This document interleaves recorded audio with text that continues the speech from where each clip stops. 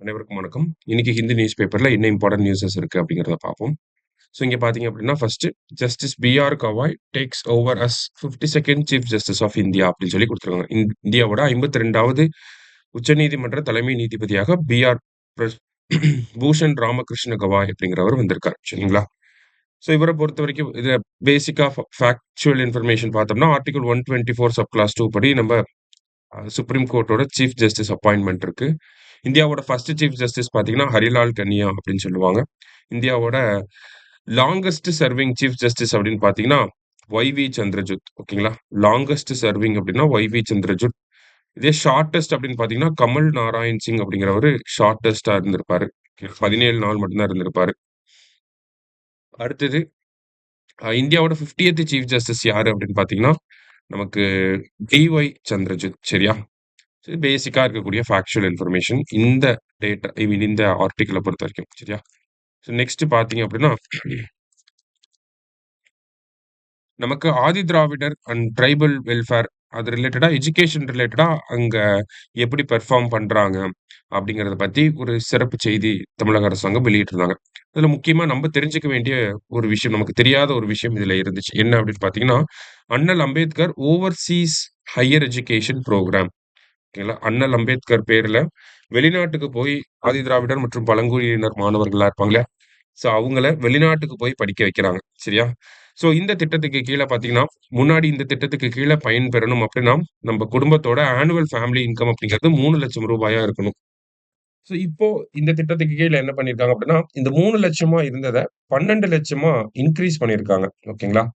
அ annual family income முன்னாடி 3,00,000 இருந்தா தான் இந்த திட்டத்துக்கு கீழ பெனிஃபிட் ஆக முடியும். இந்த திட்டத்துக்கு கீழ நம்ம போய் வெளிநாட்ல நம்மளோட மேற்படிப்புகள படிக்க முடியும்.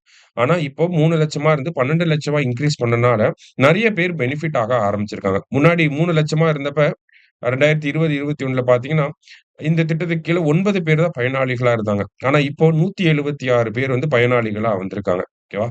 ஸோ இதுதான் தமிழக அரசாங்கம் இந்த ஒரு ஒரு சின்ன சேஞ்ச் பண்ண மூலியமா நெறைய பேர் பெனிஃபிட் ஆயிருக்காங்க. ஸோ இப்ப வெளிநாட்டுக்கு போய் படிக்கிறாங்க அப்படின்னா, இவங்களுக்கு எவ்வளவு அரசாங்கம் உதவி பண்றாங்கன்னா, அப் டூ 36 லேக் வரைக்கும் அரசாங்கம் இவங்களுக்கு உதவி பண்றாங்க. 36 லேக் அப்படிங்கிறது ஒரு பெரிய இன்வெஸ்ட்மென்ட்டா தான் இருக்கும். இப்ப நம்மளே வெளிநாடு போறோம் அப்படின்னா, அங்க போய் ஒரு பார்ட் டைம் ஜாப் தேடிட்டு தான் படிக்கிற மாரி இருக்கும். ஸோ அந்த மீன்வைல் அந்த பார்ட் டைம் ஜாப் கிடைக்கிற வரைக்கும் நம்மளோட எக்ஸ்பென்சஸ் எல்லாம் பார்த்துக்கிறதுக்கே கரெக்ட்டா இருக்கும் இந்த அமௌண்ட்லாம். சரிங்களா? ஸோ இந்த மாதிரி ஒரு உதவிய அரசாங்கம் பண்ணிக்கிட்டு இருக்காங்க. ஸோ அந்த செய்திய தான் இங்க குடுத்திருக்காங்க. ஓகேவா? இதுல அந்த எலிஜிபிலிட்டி 36 ஐ மீன் அந்த 3,00,000 12,00,000 இன்கிரீஸ் பண்ணது. மத்தபடி பார்த்தீங்க அப்படின்னா 36,00,000 வரைக்கும் காசு குடுக்குறாங்க. அதெல்லாம் கொஞ்சம் பார்த்து வச்சுக்கோங்க. ஓகேவா? ஸோ அடுத்ததா பார்த்தீங்கன்னா, இங்க சீஃப் ஜஸ்டிஸ பத்தி தான் நம்ம பார்த்தோம் ஆல்ரெடி. இங்க என்ன குடுத்துருக்காங்க அப்படின்னு பார்த்தீங்கன்னா, former defence secretary Ajay Kumar is UPSC chairman அப்படின்னு சொல்லி குடுத்துருக்காங்க. ஸோ யுபிஎஸ்சி அப்படிங்கிற அமைப்பே பார்த்தோம்னா, watchdog of merit system அப்படின்னு சொல்லி சொல்லுவாங்க. ஓகேவா? யுபிஎஸ்சி அப்படிங்கிற அமைப்ப பொறுத்தவரைக்கும் பார்த்தீங்கன்னா, ஆர்டிகிள் 315ல இருந்து 323 வரைக்கும் இருக்கு. பார்ட் 14ல வந்து இருக்காங்க. இதோட சேர்பெர்சன், மெம்பர்ஸ் எல்லாம் அப்பாயிண்ட் பண்றது யார் அப்படின்னா, பிரசிடென்ட் தான் வந்து அப்பாயிண்ட் பண்றார். சரிங்களா?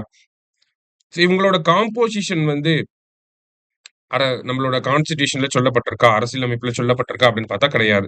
காம்போசிஷன வந்து டிட்டர்மைன்ட் பை பிரசிடென்ட்ன்னு தான் சொல்லியிருப்பாங்க. சரியா? ஆனா யூசுவலா 9லிருந்து 11 மெம்பர்ஸ் வந்து இந்த யுபிஎஸ்சி போர்ட்ல வந்து இருப்பாங்க. சரியா? சோ இதுல இப்ப சேர்பெர்சனா அஜய் குமார் அப்படிங்கிறவர அப்பாயிண்ட் பண்ணியிருக்காங்க.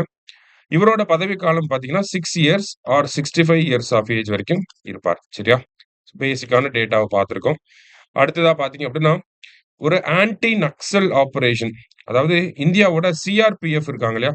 இந்த சிஆர்பிஎஃப் தான் வந்து என்ன பண்ணியிருக்காங்க அப்படின்னா, நக்சல் ஃப்ரீ இந்தியா அப்படிங்கிறத உருவாக்கணுங்கிறதுக்காக சத்தீஸ்கர், தெலுங்கானா பார்டர்ல ஆ இருக்கக்கூடிய முக்கியமான இடங்கள் இருக்கும் இல்லையா? ஸோ அந்த பகுதிகள்ல வந்து ஒரு ஆப்பரேஷன கண்டக்ட் பண்ணியிருக்காங்க. இந்த நக்சலைட் எல்லாத்தையுமே வந்து அட்டாக் பண்ணி அவங்க லீடர்ஷிப்பே வந்து டெஸ்ட்ராய் பண்ணணும் அப்படிங்கிறதுக்காக. ஸோ இந்த ஆப்பரேஷன் பேர் என்ன அப்படின்னு பார்த்தீங்கன்னா, ஆப்பரேஷன் பிளாக் ஃபாரஸ்ட். ஓகேவா? ஆப்பரேஷன் பிளாக் ஃபாரஸ்ட் சரியா? ஸோ இந்த ஆப்பரேஷன பொறுத்தவரைக்கும் யாரு பண்ணியிருப்பாங்க அப்படின்னா, சிஆர்பிஎஃப் வீரர்கள் தான் பண்ணியிருப்பாங்க. ஸோ இந்த 2 விஷயங்கள தெரிஞ்சுக்கணும். எங்க பண்ணியிருக்காங்க அப்படின்னா, சத்தீஸ்கர், தெலுங்கானாவோட பார்டர்ல. சரியா? ஸோ கடைசியா பார்த்தீங்க அப்படின்னா, இந்த இடத்துல இந்தியாவோட பர்த் ரேட்ட பத்தி குடுத்துருக்காங்க. சரியா? ஸோ இந்தியாவோட பர்த் ரேட் எப்படி இருக்கு? இந்தியாவுல இருக்கக்கூடிய ஸ்டேட்ஸோட பர்த் ரேட் எப்படி இருக்கு? அப்படிங்கிற டேட்டாவ சொல்லியிருக்காங்க. ஸோ இந்தியாவோட பர்த் ரேட் பார்த்தீங்கன்னா, நமக்கு 19.3 அப்படிங்கிற ரேட்ல இருக்கு. சரியா?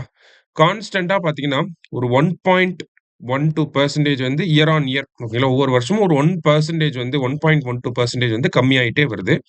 ஸோ இந்தியாவோட பர்த் ரேட் 2021 படி பார்க்குறப்ப, நம்மளோட பர்த் ரேட் 19.3 இருக்கு அப்படின்னு சொல்லியிருக்காங்க.